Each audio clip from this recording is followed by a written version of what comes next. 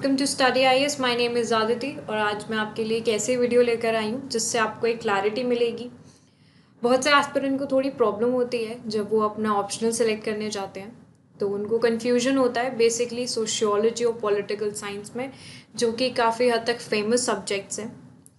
तो आज मैं आप लोगों को बताऊंगी कि आप सोशियोलॉजी और पॉलिटिकल साइंस में से कौन सा सब्जेक्ट इजीली चूज़ कर सकते हो, उनके डिसएडवांटेजेस और एडवांटेजेस, कौन सा आपको बेनिफिट देगा, किस में आप ज़्यादा मार्क्स स्कोर कर सकते हैं। तो चलिए जानते हैं कि दोनों सब्जेक्ट्स में से बेस्ट कौन है आपके लिए। So first thing, the UPSC offers a variety of subjects that you can choose from as your optional subject for the mains exam.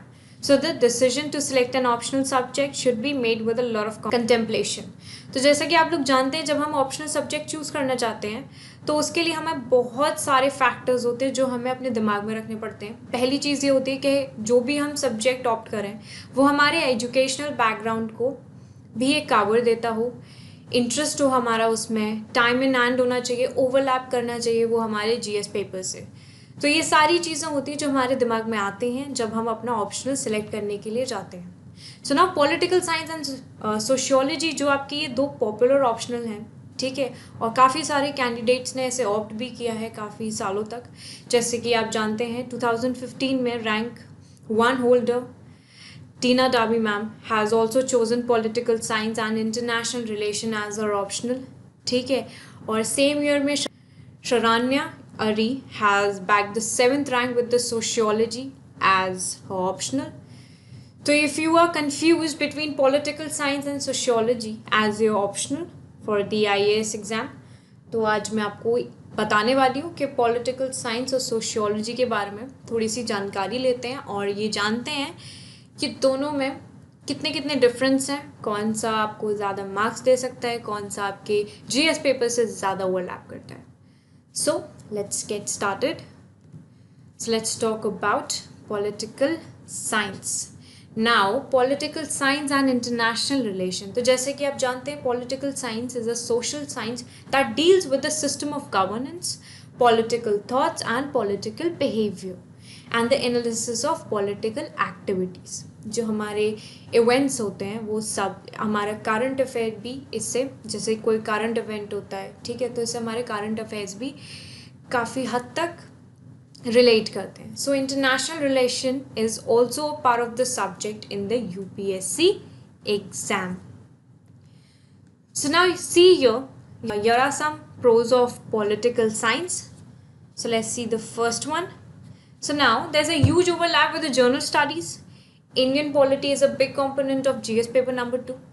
तो जैसे कि मैंने आपको बताया था कि political science जो है, it's as in subject it has a very huge overlap with the journal studies. Okay, और Indian polity तो वो एक तरीके का काफ़ी बड़ा component है हमारे GS paper number 2 के लिए, ठीक है। So मान लीजिए even in the prelims you have to cover a lot of polity. So taking this optional will help you cover a lot of ground faster. तो जैसे कि आप जानते हैं कि हमारे प्रीलिम्स एग्ज़ाम के लिए हमें बहुत पॉलिटी कवर करनी पड़ती है, ठीक है। तो उसी हिसाब से अगर हम इसको एक ऑप्शनल लेते हैं तो ये हमें इजीली हेल्प करेगा cover it more faster. Next देखते हैं। A lot of topics in political science are related to current events and as such your current affairs preparation will also be aided. तो जितने भी आपके पॉलिटिकल साइंस के topic हैं, ठीक है, वो ज़्यादातर रिलेट करते हैं करंट इवेंट से, ठीक है। तो इससे क्या होगा, जो आपका करंट अफेयर्स की प्रिपरेशन है वो भी काफ़ी ईजी हो जाएगी। Okay, then see this, the syllabus is relatively smaller and can be completed on time. तो जिसका सिलेबस होता है वो काफ़ी हद तक स्मॉल है एंड आप उसको बहुत जल्दी कंप्लीट भी कर सकते हो, ठीक है। So having this subject as your optional will also help you in the interview. तो अगर ये सब्जेक्ट आप लेते हो एज एन ऑप्शनल तो ये आपकी इंटरव्यू में भी हेल्प करेगा, ठीक है, क्योंकि इंटरव्यू में भी काफ़ी सारे क्वेश्चंस आते हैं which deals with your current events, ठीक है, और what all is happening socially, सारी चीज़ें। Okay, then you don't need a background in political science to select this optional. तो पहली चीज़ तो ये देखिए, ये सबसे जो लोगों को बहुत कन्फ्यूजन होती है इस चीज़ में कि हमारा एक पर्टिकुलर बैकग्राउंड होना चाहिए, then only we can opt this optional, ठीक है। तो ये इट इज़ लाइक यहाँ पे क्लियरली बोला गया है that you don't need a background in political science, it's not necessary कि आपको एक बैकग्राउंड होना चाहिए पॉलिटिकल साइंस के लिए। So any one can learn this subject provided they have the interest in it, okay, since it is not too technical also, it's not a technical subject. Next, on an average, lesser number of people takes up political science as compared to sociology. तो एक average पे मतलब एक तौर पे देखा गया है कि काफ़ी कम लोग लेते हैं पॉलिटिकल साइंस को, ठीक है, as compare to sociology. Sociology बहुत सारे स्टूडेंट्स लेते हैं, ठीक है। तो मान लीजिए अब अगर कम लोग इस सब्जेक्ट को ऑप्ट करेंगे तो यानी कि कंपटीशन भी काफ़ी कम रहेगा। अब कौन्स देख लेते हैं एक बारी पॉलिटिकल साइंस के कि कौन्स क्या है इसके। तो पॉलिटिकल साइंस के कौन्स देखिए आप। Sometimes political ideologies can be difficult to comprehend. Exactly, कभी कभी क्या होता है कि जो पॉलिटिकल आइडियोलॉजीज़ हैं वो कभी कभी हमारे सर के ऊपर से चली जाती हैं, ठीक है। तो this can be a difficult situation for everyone, for an aspirant who is not understanding all these things, okay. And the other thing, this is a subjective social science and you don't need good writing skills to score marks. अब as you know that हमारी writing skills पे ही हमें ज़्यादातर marks मिलते हैं, ठीक है, हमारे मेंस में। तो ये एक subjective social मतलब एक subjective वो है, ठीक है। need to be very good with your comprehension skills and to read complex theories, ठीक है, and you need to understand, analyze them well and then produce engrossing answers for the examiner toward your marks. तो this is like यहाँ पे आपको थोड़ी difficulty होती है subject के साथ। दूसरी चीज़ है ये कि वाई, तो जैसा कि आप लोग जानते हैं कि creative writing is an advantage, ठीक है। तो यहाँ पर what you the problem is the lack of it can be an equally paralyzing factor if your writing skills are not very sharp enough, and the chances are high that you might be losing marks all throughout the paper. So mind you, creative writing does not mean flowery jargon filled stuff, so it has to be simple yet elegant. So the syllabus take time to get fully absorbed in your mind.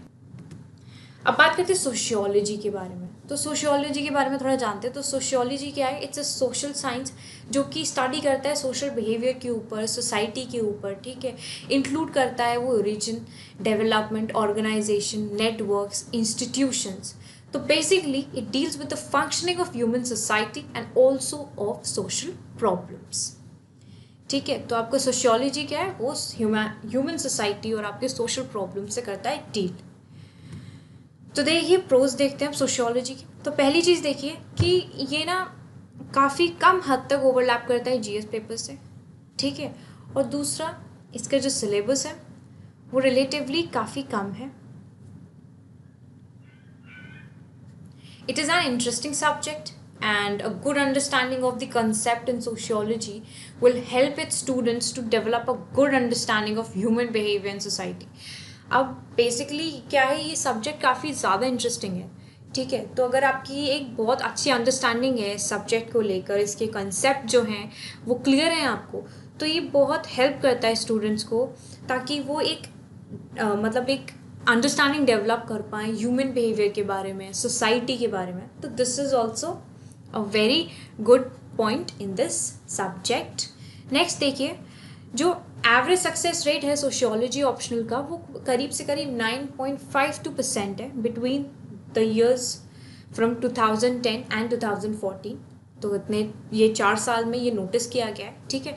So this is higher than the corresponding figure for political science and international relations, जो कि है आपका 8.12%, ठीक है।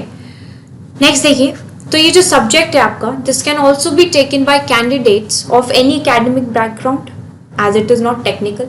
तो कोई भी academic background से हो आप, अगर आपके पास साइंस है या कोई और भी सब्जेक्ट है, किसी भी बैकग्राउंड के हो आप, आपने किसी भी सब्जेक्ट से अपनी ग्रेजुएशन करी है, it doesn't, you shouldn't have to be आप किसी कंफ्यूजन में नहीं रहने चाहिए, आप इजीली इसको ले सकते हो। ये एकेडमिक बैकग्राउंड से डील नहीं करता है, it's not so very technical कि आप उससे परेशान हो जाओ। ओके, तो you can take this subject, it talks about only understanding. Now next देखते हैं, sociology can help in ethics paper as well with its focus on human nature, behaviour and society. तो ये जो सब्जेक्ट है ये help करता है to a great extent in writing on social issues.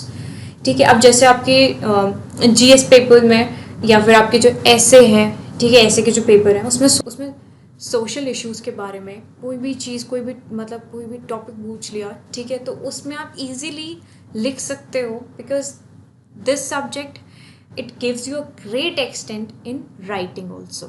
Okay, तो लास्ट पॉइंट देखते हैं इसका, it is considered more scoring than political science and international relation. Like I told you, अब international relation में क्या था, वो subjective type है, ठीक है, so you are not having much to write on that, ठीक है, बट यहाँ पे क्या है, यहाँ पे आप ज़्यादा लिख सकते हो क्योंकि it deals with the social issues, human behavior. तो इफ़ यू गॉट एनी, अगर कोई भी ऐसा टॉपिक मिलता है आपको सोसाइटी से रिलेटेड, सोशल इश्यूज से रिलेटेड, ह्यूमन बिहेवियर से रिलेटेड, तो आप इजीली उस पर लिख सकते हो, ठीक है, और पॉलिटिकल साइंस में यू कैन डू दैट। अब चलिए इसके कॉन्स देखते हैं। So now see the first cone.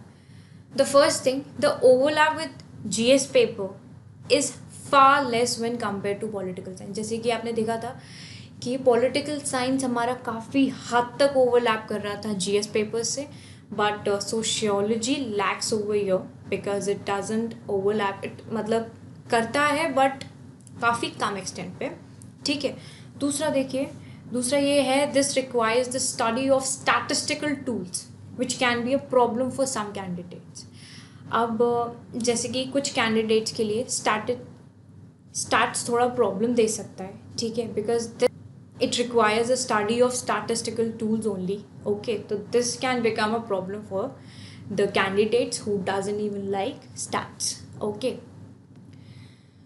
so guys, this was all about sociology and political science optional. तो अब आई थिंक इस वीडियो को देखने के बाद आप लोग अपना एक माइंड मेकअप कर सकते हैं कि आपको किस सब्जेक्ट को चूज़ करना है। It's all up to you.